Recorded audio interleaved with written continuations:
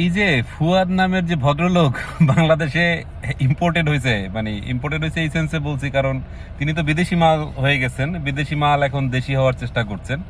তিনি এসে বুয়েটের ছাত্রদেরকে ধুয়ে দিচ্ছেন, বলছেন যে ধোলাই খালের একজন মেকানিক, ছোট একটা বাচ্চা গাড়ির নিচে প্রির মতো একটা কাঠের একটা যন্ত্র দিয়ে ঢুকে যান, গাড়ি ঠিক করে ফেলেন 15 মিনিট, আর বুয়েটের ছাত্ররা পারেন না বা শিক্ষার্থীরা পারেন না বা গ্রাজুয়েটরা পারেন না। কিন্তু এই ফুয়াদ ভদ্রলোক, তার মাথার মধ্যে নাই যে বুয়েট আর ওই ধোলাইখালের যে কাজ এক না। বুয়েটের কাজ গাড়ি সারা না রে ভাই। আপনার আমি কেমনে বুঝাই যে আপনার মাথায় কোথায় সমস্যাটা আছে আর কি। আপনি শুধু শুধু বুয়েটের বাচ্চাদেরকে বা বুয়েটের শিক্ষার্থীদের ধুয়ে দিচ্ছেন। ভাই, গাড়ির মেকানিক আর আর বুয়েটের শিক্ষার্থী এক না।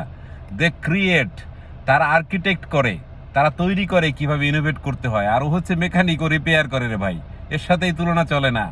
সমস্যা আছে বাংলাদেশের শিক্ষায়, সেটা আপনি বলেছেন, কিন্তু যেভাবে আপনি বলেছেন সেটা আসলে ঠিক না। আর একটা কথা বলছি যে দেখেন, আপনার খবর কি আছে, আপনি আপনার যোগ্যতার কথা চিন্তা করেন। কারণ আপনি এই মূর্খ বেকাররা আছে দেখে, সার্টিফাইড বেকাররা আছে দেখেই আপনি তাদেরকে নিয়ে রাজনীতি করতে পারেন। আর যদি তাদেরকে আসলে শিক্ষিত করা যেত, স্কিল করা যেত, তাহলে আপনার মতো মানুষ রাজনীতি করতে পারতো না।